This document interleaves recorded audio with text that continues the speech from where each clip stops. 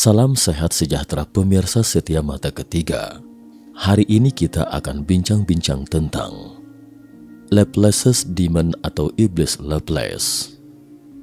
Dalam sejarah sains, Iblis Laplace adalah artikulasi determinisme kasual yang terkenal atas dasar ilmiah oleh Pierre Simon Laplace pada tahun 1814. Saya rasa mungkin ada sebagian teman-teman yang pernah mencoba melakukan satu hal dalam hidup ini, yaitu meramal masa depan. Misalnya, membeli lotre adalah perilaku klasik untuk memprediksi masa depan. Jika prediksinya tepat, Anda akan mendapatkan segepok dolar, dan jika salah prediksi, Anda juga tidak akan kehilangan banyak uang, 1 atau 5 dolar AS dibandingkan dengan hadiah jackpot yang berjumlah triliunan rupiah. Tentu saja, yang saya maksud adalah lotre legal di Amerika Serikat. Karena itu, banyak orang suka melakukan hal ini, yaitu memprediksi. Selain itu juga ada yang beli saham, investasi. Segala sesuatu yang bertujuan yang biasanya kita lakukan itu sebenarnya memprediksi masa depan. Tujuan ini adalah di masa depan. Tentunya, kita juga tahu bahwa memprediksi masa depan itu bukan main sulitnya. Siapapun yang dapat memprediksi masa depan secara akurat, maka ia tak ubahnya seperti dewa.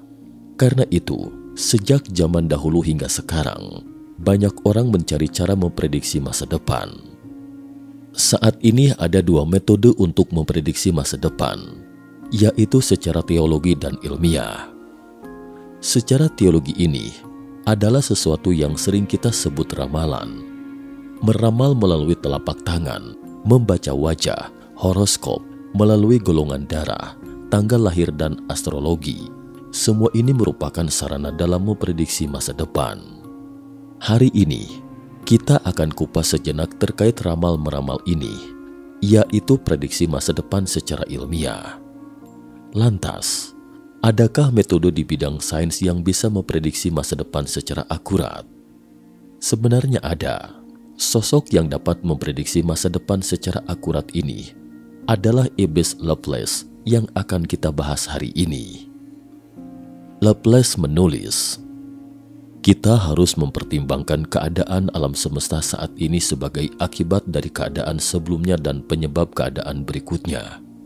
Pikiran yang pada saat tertentu akan mengetahui semua gaya yang bekerja di alam dan disposisi relatif dari bagian-bagian komponennya. Jika terlebih lagi, cukup luas untuk membuat data ini dianalisis, akan merangkul dalam satu rumusan gerakan dari benda-benda paling besar di alam semesta dan atom paling ringan. Tidak ada yang tidak jelas baginya, dan masa depan seperti masa lalu akan ada di depan matanya." Kecerdasan hipotetis ini kadang-kadang disebut sebagai Iblis Laplace. Iblis ini adalah karakter yang disimpulkan oleh seorang astronom, ahli fisika, dan matematikawan Prancis, Pierre Laplace lebih dari 200 tahun yang lalu melalui teori kausalitas. Pierre Simon Laplace ini adalah sosok ilmuwan yang hebat. Sebagaimana dikatakan bahwa lubang hitam adalah prediksi Einstein lebih dari 100 tahun yang lalu, dan sekarang dipastikan bahwa lubang hitam itu memang ada. Namun sebenarnya, Laplace yang 100 tahun lebih awal dari Einstein sudah meramalkan keberadaan lubang hitam. Hanya saja saat itu tidak disebut lubang hitam. Menurut Laplace, pasti ada benda seperti itu di langit yang dapat menarik segala sesuatunya. Belakangan Einstein menyimpulkan melalui teori relativitasnya bahwa lubang hitam memang benar-benar eksis dan sekarang memang telah teramati. Itulah proses penemuan lubang hitam. Jadi Laplace setingkat lebih hebat dari Einstein. Bagaimanapun, dia lebih awal 1 abad dari Einstein. Selain itu, Laplace juga meramalkan keberadaan sosok lain di dunia, yaitu iblis ini. Menurut Laplace, iblis ini tidak hanya dapat meramal masa depan, tapi juga mengetahui masa lalu. Dengan kata lain, dia mengetahui segalanya tentang masa lalu dan masa kini. Meskipun masa lalu sudah pasti, namun kita tidak dapat membuktikannya. Tapi Iblis Laplace bisa. Misalnya Anda melihat piramida Mesir dan berkata, Piramida itu pasti dibangun oleh orang Mesir kuno. Tetapi Anda tidak memiliki buktinya, bukan? Karena Anda tidak pernah melihatnya. Anda juga tidak punya bukti untuk membuktikannya. Contoh lain misalnya, bangsa Sumeria pernah eksis. Mereka mengukir lempengan tanah liat. Tapi pernahkah Anda melihatnya? Anda tidak pernah melihatnya, bukan? Contoh lagi misalnya, Yesus pernah ada, tetapi Anda tidak pernah melihatnya. Dia dibangkitkan dan naik ke surga. Tapi pernahkah Anda melihatnya? Lain halnya dengan iblis Laplace. Dia dapat mengetahui masa lalu ini. Meskipun tidak ada yang pernah melihat sosok iblis ini, tapi secara teoritis ia ada. Seperti misalnya kita belum pernah melihat atom atau molekul, padahal benda ini eksis adanya. Manusia pertama kali mengetahui keberadaan atom pada tahun 1955, yaitu seorang fisikawan Jerman bernama Erwin Wilhelm Müller yang mengetahui keberadaan atom melalui mikroskop ion lapangan. Belakangan kemudian pada tahun 1981, manusia mengetahui bola kecil untuk pertama kalinya dengan mikroskop elektron. Inilah atom yang sesungguhnya. Pada 2020 lalu, manusia melihat proses penggabungan dua atom melalui mikroskop elektron. Artinya, banyak hal yang tidak dapat kita lihat atau sentuh, tetapi mereka itu ada. Nah, iblis Laplace ini memiliki sesuatu seperti itu. Anda tidak dapat melihatnya, tetapi secara teoritis ia ada. Faktanya, memang seperti itulah sosok iblis. Anda tidak dapat membuktikan ia ada atau tidak. Jadi, sejak Laplace menyimpulkan keberadaan iblis semacam itu 200 tahun lalu, semua fisikawan di dunia berusaha membuktikan bahwa iblis itu tidak ada. Mengapa mereka ingin membuktikan iblis itu tidak ada daripada membuktikan eksistensinya? Karena sosok iblis ini akan mendatangkan masalah besar jika dia eksis. Sains bisa runtuh jika iblis itu eksis, dan iblis ini memang berasal dari sains. Karena iblis ini adalah karakter yang disimpulkan oleh manusia melalui teori-teori ilmiah, bukan khayalan. Sebagian besar iblis itu adalah hasil khayalan, tapi sosok iblis ini bukan khayalan. Lantas, kenapa disebut iblis? Karena ia akan membawa masalah besar bagi sains. Jadi oleh ilmuwan ia disebut iblis. Karena itulah, membuktikan ketidakberadaannya adalah tugas sains yang sangat penting. Sama seperti halnya mekanika kuantum ketika itu. Orang-orang menganggap benda itu pasti iblis saat pertama kali dicetuskan. Kenapa dunia fisika ditentukan secara subjektif? Itu pasti iblis. Begitu kira-kira kesimpulan ilmuwan. Jadi, para ilmuwan ingin membuktikan bahwa itu salah. Bahkan Einstein ingin membuktikan bahwa itu salah. Tapi pada akhirnya, sekarang terbukti benar. Jadi mau tidak mau, harus menghadirkan mekanika kuantum untuk menjelaskannya. Artinya karena tidak bisa menanganinya sebagai iblis, maka harus membuat teori lain untuk menjelaskannya. Nyatanya ada banyak iblis seperti itu di dunia sains. Mereka lahir dari sains, tetapi sekaligus juga menyebabkan masalah besar bagi sains. Terkait ini, kami akan mengulasnya pada kesempatan lain. Sekarang kita kembali ke topik utama hari ini. Jadi, apa itu iblis Laplace? Menurut Laplace, kita dapat menganggap keadaan alam semesta saat ini sebagai akibat dari masa lalunya dan sebab dari masa depannya.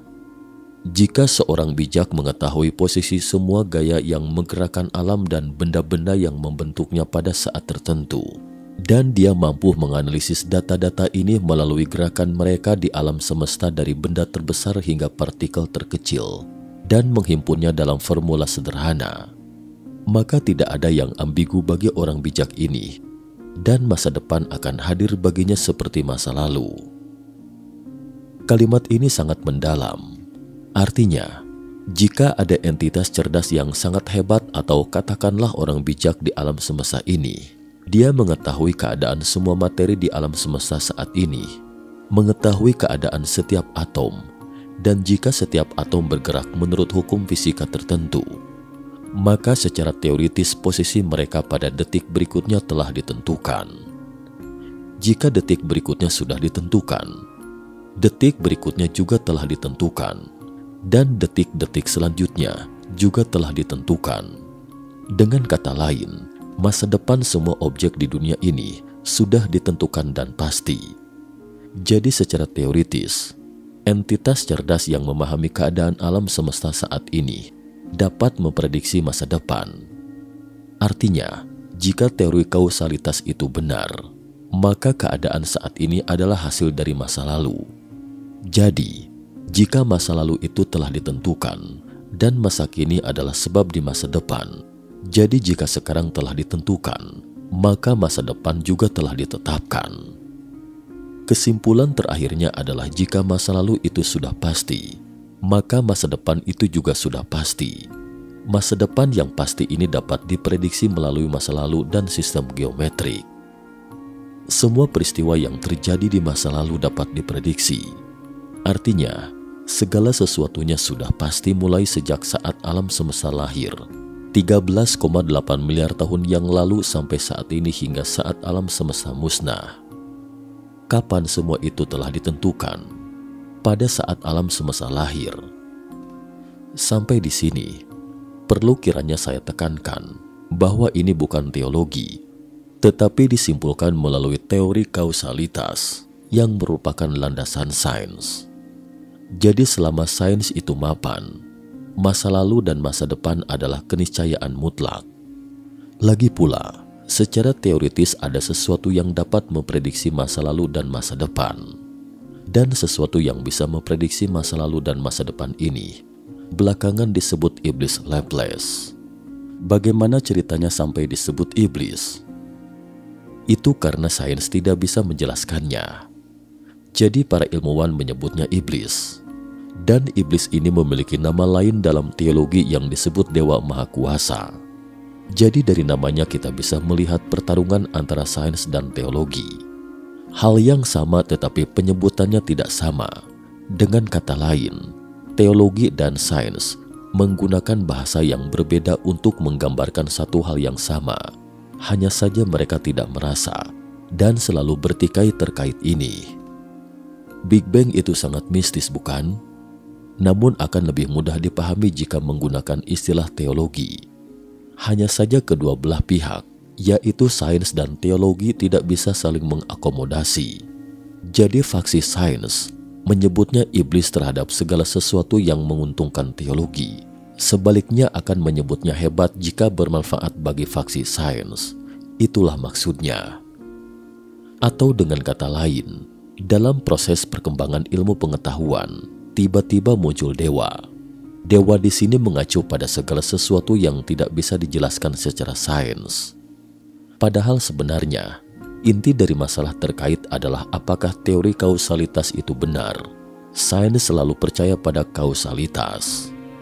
Namun jika teori kausalitas itu benar, maka perjalanan dunia ini telah ditentukan pada saat Big Bang 13,8 miliar tahun lalu.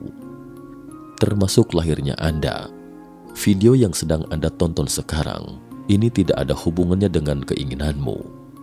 Bukan karena Anda ingin menonton video ini hari ini, tetapi sudah ditentukan jauh-jauh hari sebelum Anda lahir di saat Big Bang 13,8 miliar tahun yang lalu. Anda semua sudah ditentukan akan duduk di depan layar dan menonton video ini hari ini. Tentu saja, ini juga termasuk apa yang Anda makan hari ini, pakaian yang Anda kenakan, siapa yang Anda nikahi, berapa usia hidup Anda, berapa banyak uang yang dapat Anda peroleh, semuanya telah ditentukan sejak Big Bang ketika itu. Tidak ada pengaruh apapun terkait apakah Anda melakukannya atau tidak, ingin atau tidak, karena semua itu sudah ditentukan pada saat itu. Sekali lagi saya tegaskan, bahwa yang kita bicarakan hari ini adalah sains, bukan teologi. Tapi sejujurnya, mungkin teman-teman akan berpikir ingin makan hari ini, dan ingin berpakaian seperti apa. Semuanya ini ditentukan oleh suasana hati Anda saat itu. Itu ditentukan oleh pikiran Anda saat itu. Anda mungkin tiba-tiba berubah pikiran, bukan?